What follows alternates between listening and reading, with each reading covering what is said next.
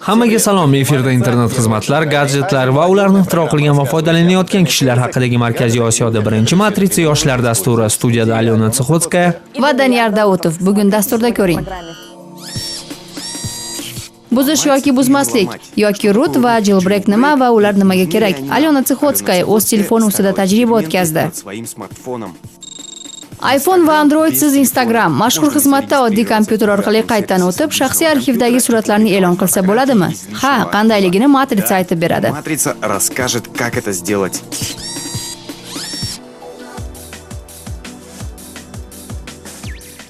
Aha, qo'lga tushdingmi? Nima qilyapsan? Men telefonimni buzyapman. Nima bo'lding? Yaqinginada olganding-ku. Uzoq pul yiqqansan, xursand bo'lgansan. Ber bu yoqqa, yo'l qo'ymayman. Qaytarib ber. Bermayman. Yaxshisi menga sovg'a qil unda. Telefonning o'zini emas, uning tizimini buzmoqchiman. Nimaga? Shunda men u bilan istagan narsamni qila olaman. Sen o'z telefoningga root va jailbreak qo'ymaganmisan? Yo'q, bu shunchalik zo'r va uningsiz iloji yo'qmi? Nima desam, endi uncha ishonmayapman. Kel aniqlaymiz.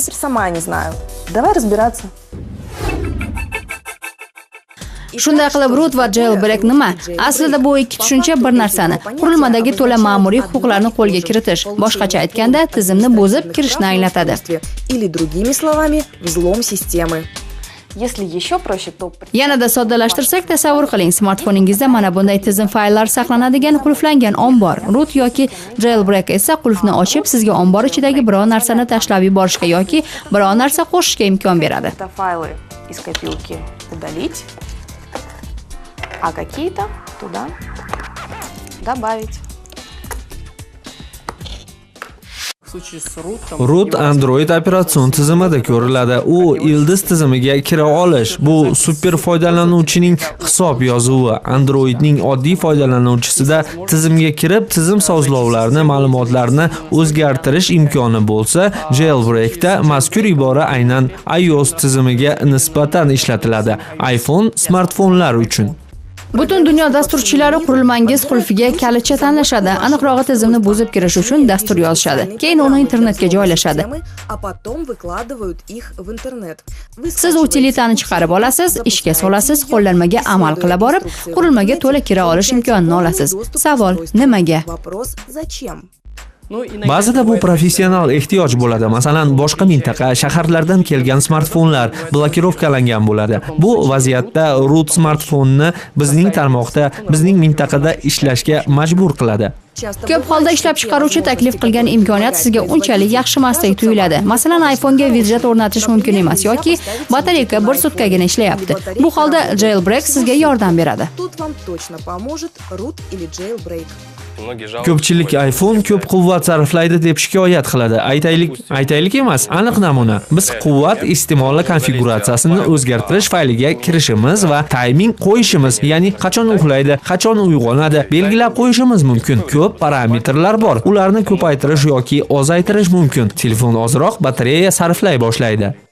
Uyali telefonlarni ta'mirlash ustasi Sergey iPhone'ga qanday qilib jailbreak o'rnatish mumkinligini ko'rsatdi. Biroq aniqlab ketay, Sergey u bilan anchadan beri shug'ullanadi va hammasini yaxshi biladi. Mening 3GS iPhone'im bor va u operatorga ulangan. Undan to'la foydalanishni istayman. Demak, uni operatordan ajratish kerak. iPhone operatorga ulangan bo'lsa, demak bizning mintaqada bizning SIM kartalar bilan ishlamaydi. Bunda yo Amerikadagi operatorga murojaat qilish kerak. Bu biroq sizga $300 tushadi yoki jailbreak o'rnatish lozim. Это может стоить вам примерно $300, либо устанавливать jailbreak. Men nima qilaman? Runsnow Bet 3 dasturdan foydalanaman. Telefonni default modga o'tkazaman. Ya'ni olimani yoqayotganda ikkita tugmachani bosaman. Hard resetni bosib, ekran o'chganidan keyin ham 2-3 soniya ushlab turaman. Keyin tugmachasini qo'yib yuborib, kompyuter bilan moslashib olishini kutaman. Слышали звук? Телефон определил с компьютера. Sergeyning kompyuterlarida turli telefonlar proshivkalari va Red Snow o'rnatilgan. Red Snow, которую он использует. Siz buning barini internetdan chiqarib olsangiz bo'ladi. Jailbreak va root uchun istagan utilitani bemalol olsa bo'ladi. Dastur ochilgach, unda nima yozilganini diqqat bilan o'qish lozim. Внимательно читать, что там написано. DFU mod New BR. Новый DFU mod New BR yangi butron iPhone 3GS da eski butronlar bor. Mana nimaga men muhim deganman. Aytaylik, hozirgi lahzada bir tuynukni tanlaymiz. Yangi va eski butronlar uchun ehtimoliy variantlarni tanlaymiz. Tanlashda adashsak, base bandini o'ldirib qo'yamiz. Здесь ошибемся в выборе, мы убьем бейсбанд. Baseband bu telefonning modemi, ya'ni agar dastur o'rnatayotib bironta tugmachani nojo'ya bossangiz ham telefonsiz qolishingiz mumkin. Установки программы вы можете остаться без телефона. Допустим, Eski iPhone'lar misolida aytsam, iPhone 3GS'lar agar modem to'g'ri-noto'g'ri tanlansa, modemni o'ldirib qo'yish mumkin. Ya'ni telefon yaxshi oqibat bo'lsa, iPodga aylanib qolishi mumkin. Sergey CD onlayn do'konning Ultrasnow atalmish tvigini ishlatadi. U turli modemlar qo'llaydi. Boshida usta modem proshivkasini o'zgartiradi. Telefon keyin ham tarmoqni ulay olishi uchun. Самого модема для того, чтобы в дальнейшем телефон ловил сеть. Muhim, aksel virus va hamma ishga ta'sir qilishi mumkin bo'lgan dasturlarni o'chirib qo'yish kerak. Jailbreak uni bajarish yo'li, ya'ni uni bajarish usuli operatsiya tizimiga bog'liq. Aytaylik, iOS 6niki ancha sodda. Kompyuter va telefonda uzoq vaqt ish bajarilgandan keyin proshivkalar talqinlarining farqlarini va mintaqamizdagi sharoit hisobga olgan holda har qalay Sergey telefonni qayta proshivka qila oladi. Mana Jailbreak keta boshladi. Bu jarayonda na kompyuter, na telefonga tegmagan ma'qul. Tasodifan jailbreak o'rnatilayotganda sim chiqib ketsa, batareyka o'tirsa yoki jarayonni to'xtatib qo'yuvchi biron kor hol bo'lsa, telefoningizdagi modem butunlay ishlamay qolishi mumkin. Bu endi telefon emas, player bo'ladi. Скорее всего, модем в вашем телефоне перестанет работать навсегда. По неопытности у меня Boshida tajribasizlik qilib proshivkadan oldin quvvatlantirmagan ekanman. Hozir baseband ketyapti, baseband not interrupt deb yozishyapti. Buni uzib qo'ymang deb bizni ogohlantiryapti. Agar uzib qo'ysak 60% bo'ldi. Basebandni o'zi o'ladi. Keyin uni proshivka qila olmaymiz. Siz super foydalanuvchi, super mas'uliyatga ega ekanini tushunishingiz kerak. Biron narsani nojo'ya qilib qo'ysangiz, telefoningiz oddiy plastik parchasiga aylanib qoladi. Бесполезный кусок пластика. Buning ustiga qurilmangizning kafolatli xizmatidan ham ayrilasiz. Обслуживание своего аппарата. В случае с jailbreak'ом и root'ом Jailbreak va rootda oddiy foydalanuvchiga tajriba o'tkazish maslahat berilmaydi. Oddiy foydalanuvchi qanday dastur ekanini bilmaydi. U kirib nimanidir o'rnatadi, nimanidir o'chirib tashlaydi. Oqibatda telefon sekin ishlay boshlaydi. O'zicha o'chib yona boshlaydi. Tushunarsiz sozlovlar paydo bo'lishi, vaqt o'tib esa ishdan chiqishi mumkin. будет неработоспособен. Umuman mavzuni to'la o'rganganimdan keyin telefonimni buzishga tavakkal qilgim yo'q. O'z fikrimni birovga tiqishtirgim kelmaydi. Shuning uchun biror narsani tushunmagan yoki yozib olmagan bo'lsangiz, bizning matrix.ca.tv saytimizga kiring. Xo'sh, Instagramga qo'shiladi. Mana bu filtr qo'llaniladi, mana bu raqamcha qo'shiladi. Qarang endi qanday ajoyib bo'ldi. Этот фильтр, рамочку. Смотри, что получилось, как классно. Ha, zo'r. VKontakte yoki Facebookdagi avatarkaga qo'ysa bo'ladi. Mening eski telefonimga ham Instagram o'rnatsa bo'ladimi? Uni tuzukkina kamerasi bor. Danik, unda telefonga Instagram o'rnatsa bo'lmaydi. iPhone hech bo'lmasa Androidli telefon kerak. Он на андроиде. Nima endi? Telefonni almashtirishim kerakmi? Men unga o'rganib qolganman. U yerda meni kontaktlarim, suratlarim bor. Yo'q, shart emas. Kompyuteringni smartfonga aylantirib olishing va unga Instagram o'rnatishing mumkin. O'rganishni istaysanmi? Albatta. Unda Artyomning lavhasini tomosha qil.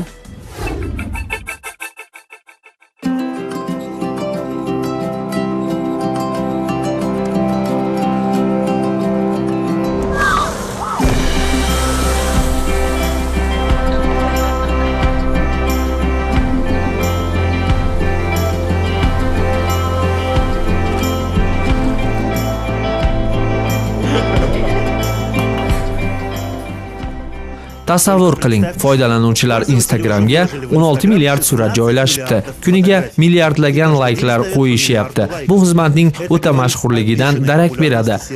Damir professional suratchi, yirik internet portali uchun surat oladi. Qimmatbaho ko'zguligi ish uchun, Instagram ko'ngil uchun. Buning sabablari ko'p. Barcha mobil gadjetlar kichkina, yengil, cho'ntakka sig'adi va istagan paytda suratga olish mumkin. Ya'ni bu lahzalarda qilinadi. Panjaning ikkita harakati bilan hammasi ishlayapti. Professional texnika nuqtai nazardan bu umuman mumkin emas. Agar kamera yoningda bo'lmasa, shunda ham suratga olish uchun qandaydir parametrlarni qo'yish kerak. Lahza boy berilishi mumkin. Bir yil muqaddam Damir iPhone sotib olib Instagram o'rnatdi. Bu vaqtning ichida Damir Instagramdagi o'z sahifasida 500 dan ortiq surat nashr etdi. Uning ijodi deyarli 2000 followerga yoqadi.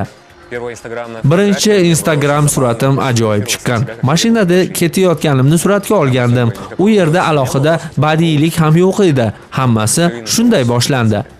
Biroq afsuski eski telefon egalari Instagramdan foydalana olishmayapti. Axir Instagramda akkaunt ochish uchun smartfonga o'rnatilgan tirkama orqali qaytadan o'tish kerak. Faqat iPhone va Android tizimidagi smartfon egalarigina Instagramning baxtli foydalanuvchilari bo'lishlari mumkin. Emulyator paydo bo'lguncha shunday edi. Endi ilojsiz narsani amalga oshirish mumkin. Istagan kompyuterdan o'z akkauntingizni qaytadan o'tkazib, surat joylash imkoni bor. Birinchi navbatda emulyator o'z smartfoniga mobil tirkamalar o'rnatishni istaganlar uchun kerak. Telefonni ortiqcha tirkamalar bilan axlatlantirmay, ularni kompyuterda sinab ko'rish mumkin. Keyin agar yoqsa, telefonga o'rnatiladi. Emulyator tirkama yuklab, Instagramda qaytadan o'tishga imkoniyat beradi. Emulyatorni bluestacks.com saytidan yuklash mumkin. Uni o'rnatib ishga solamiz. Ko'z oldimizda mana bunday deraza ochiladi. O'ng tomonda lupani ko'ryapmiz. Uni bosib mobil tirkama nomini yozamiz. Ko'ringan ro'yxatdan dasturni tanlab, o'rnatishni bosamiz. Endi chiqarib oladigan manbamizni tanlaymiz. Tirkama yuklanib va o'rnatilib bo'lgach, mening dasturlarim qistirmasiga o'tamiz. Bu yerda Instagram tugmachasini bosamiz. Tirkama darrov kirishmi yo qaytadan o'tishmi deb so'raydi. Qaytadan boshlaymiz. Jo'ngina login, parol va shaxsiy ma'lumotlarimizni ko'rsatamiz. Все просто. Указываем логин, пароль и личные данные. Hamma Instagramga joylashni istagan suratlarimizni Program.dat, BlueStack, User.dat, Shared Folder papkasiga ko'chiramiz. Ortiqcha izlab yurmaslik uchun uni yorlig'ini ishchi stoliga yuborish mumkin. Emulyator menyusiga o'tib, ES проводник o'rnatamiz. Отправляемся в меню эмулятора и устанавливаем ES проводник. Instagramni ishga solib suratga olish tugmachasini bosamiz. Chapda mana bunday piktogramma ko'ramiz va uni bosamiz. Menyuda S проводникni tanlaymiz. Keyin Best Folder nomli papkani izlaymiz. Uni ichidan Shared Folderni topamiz. Yuklangan suratlarni shu yerda ko'ramiz. Keraklisini topib, Instagramda qayta ishlash qoldi xolos. Endi izoh qo'shib ijtimoiy tarmoqlarga yo'llaymiz. Endi bizni zamonaviy trendlarga rioya qiluvchi haqiqiy hipsterlar qatoriga qo'shish mumkin. Endi nimani suratga olib Instagramga joylashni aniqlab olsak bo'lgani. Damir hamma narsani bir boshdan Instagramlash darkor deb hisoblaydi. U yerda quyosh botishi kabi o'ta jo'n narsalar bo'ladi. Qandaydir papsali mavzular ko'proq like to'playdi. Men professional suratchi sifatida baho beradigan nurning sinishi, geometrik chiziqlar kabi konseptual suratlar doim ham yetarli like'ga ega bo'la olmaydi. Chunki bu odamlarga qiziq emas deb hisoblayman.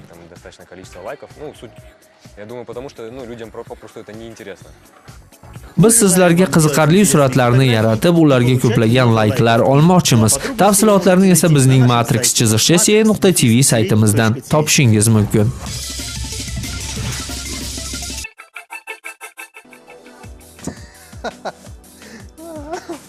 Danik, qanaqa odamsan? Kulsang bo'ldi ekanda. Только смеяться.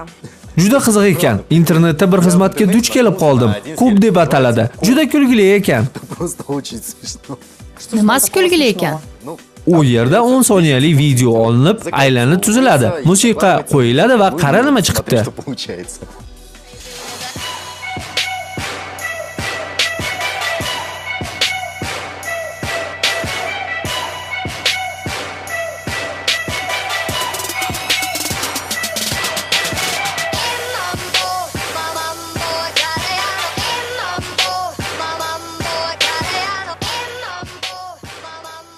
Ha, chindan ham qiziq. Sen esa gapirasan. Xo'p, dasturimizda kulgiga o'rin bor deylik, biroq foydali lahzalar ham bor. Есть и полезные моменты. Va hamma qiziqarli va foydali narsalar tarmoqda topildi ruknimizda. Bu dunyodagi eng yirik ijtimoiy tarmoq Facebook. Uni milliarddan ortiq foydalanuvchilari bor va bu marada to'xtab qolmoqchi emas. Facebook nafaqat o'z ichida yangi fishkalar yaratish bilan shug'ullanadi, balki chetdan tirkama va startaplar ham sotib oladi. Bu esa Facebook ijtimoiy tarmog'i asoschisi va dunyodagi eng yosh milliarder Mark Zuckerberg. Internetda o'z ishini boshlagan, ayniqsa o'z startapini ishga tushirgan har bir kishi ichida bir qo'ng'iroqni kutadi va Zuckerberg qo'ng'iroq qiladi. Silicon.com manzilida joylashgan sayt aynan shunday nomlanadi. Startaplar haqida bilmoqchi bo'lib so'raganni tortingan hamma narsalaringiz, nimadan boshlash, g'oyani qanday belgilash, jamoani qayerdan topish, odamlarni ishga qanday jalb qilish kabi muvaffaqiyatli biznesmenlarning sirlari, kichik texnik hiylalar, internet yangiliklari va rivojlanayotgan startaplar sharhlari bari shu yerda. Ko'rish uchun qulay shaklda bo'limlarga bo'linib, chiroyli dizayn bilan bezatilgan eventlar bo'limida eng yirik IT tadbirlardan norasmiy, qulay, asosiysi tezkor reportajlar. Jiddiy va uncha jiddiy bo'lmagan, ammo albatta dolzarb maqolalar, mojarolar bo'limida joylashgan. Kim ijtimoiy tarmoqlarda ilgarilatish sohasida ishlayotgan yoki ishlashga qaror qilgan bo'lsa, unga esa nima, nega internetni mushuk va mushkoyimlar ishg'ol qilgani haqida mutolaa qilish foydali bo'ladi. O'qing, harakat qiling va biling. Zuckerberg sizga albatta qo'ng'iroq qiladi. Tabiatni asrash hayotiy ehtiyoj va buni birgalikda qilish osonroq bo'ladi. Aynan shuning uchun Tojikiston yoshlari ekologik markazining sayti Ecocenter TG respublika yoshlarini birlashtirmoqda. Tabiatni asrash haqidagi tadqiqot va hujjatlardan tashqari saytda tabiatni himoya qilishni nazorat etuvchi mansabdor shaxslarning kontaktlari ham mavjud. Shuningdek, saytda foydalanuvchilari tashkil etgan petitsiya va murojaatlar bilan tanishish mumkin. Har bir kishi tabiatni asrashga o'z hissasini qo'shishi mumkin. Shunga o'xshash boshqa markazlardan farq qilib bu yerda pul berish kerak emas. Tabiatni asrashda odamlar shaxsan ishtirok etishadi. Saytning surat galereyasida o'tgan ekologik tadbirlar, shanbaliklar, o'z qo'llari bilan qurgan teplitsalarning suratlari bor. Undan tashqari tayyorlanayotgan tadbirlar va atrof muhitni himoya qilishga tegishli qabul qilingan qonun loyihalari haqidagi yangiliklar tez-tez yangilanib turadi. Siz o'z o'yiningizni yaratishni anchadan beri istaysiz-u, nimadan boshlashni bilmas edingizmi? GameDev.ru saytida boshlang. Boshlovchilar uchun hamma kerakli materiallar, o'yinlarni ishlash bo'yicha maqolalar, o'yin iboralari, professionallar yordami, albatta eng qobiliyatli va o'jarlar uchun o'yinlarni ishlab chiqaruvchilar forumlari mavjud. Kachalkada boshqa mualliflar asarlarini nafaqat ko'rish, balki chiqarib olish, o'ziniki bilan o'rtoqlashish va yangi g'oyalarni aytish mumkin. Hozirgi paytda saytning deyarli 60 ming faol foydalanuvchisi bor. Demak, o'yin ishlab chiqaruvchilari olg'a. Biroq agar bir o'zingiz o'yin yarata olishingizga ishonsangiz, bo'sh o'rin bo'limida ishlayotgan loyihadan ish topish va o'z genial g'oyasi uchun jamoa topish mumkin. Umr o'yin, uni esa GameDev.ru'da yaratish mumkin. Foto yalmog'izlar korporatsiyasi. Qo'rqmang, bu zaxira nafosat bilan yo'g'rilgan. Bu yerda ish ustalari tajribasini yangilar bilan o'rtoqlashib, o'zlari ham bironta yangilik bilishadi. Fotografiya asoslari, studiya va tabiatda suratga olish bo'yicha maslahatlar va qoidalar, model bilan ishlash, fotomuharrirlar, bularning hammasi Photomonster.ru'da. Suratkashlikda o'z kuchingizni sinab ko'rishni, ko'zgulik fotoapparatdan foydalanishni o'rganishni istaysiz-u, hozircha uddasidan chiqa olmayapsizmi? Maxsus siz uchun saytda ko'zgulik fotokameraning simulyatori bor. Ko'ring, tajriba qiling va bepul rohatlaning. Maqola, qo'llanma va tavsiyalardan tashqari zaxirada o'z ishining ustalaridan video darslari bor. Bir joyda o'tira olsangiz va g'aroyib narsalarni qilishga istagingiz kuchli bo'lsa, nafaqat fotograf, balki yaxshi dizayner ham bo'la olasiz. Amaliyotsiz nazariya va nazariyasiz amaliyotning qadri bo'lmagan sababli savol bering, javob oling, professionallarga quloq soling, ammo Photomonster.ru sayti bilan birga ijod qiling. Agar siz ham qiziqarli sayt bilsangiz, Matrix elektron belgisi internews.kz manzilimizga uni yuborib, baham ko'rishingiz mumkin. Bizda shu bilan tamom. Agar biron narsani tushunmagan yoki yozib olmagan bo'lsangiz, matrix.tv saytidan izlang. Dasturning yangi soni bir haftadan so'ng siz bilan Danyar Dautov, Alyona Tsikotskaya bo'ldi. Xayr.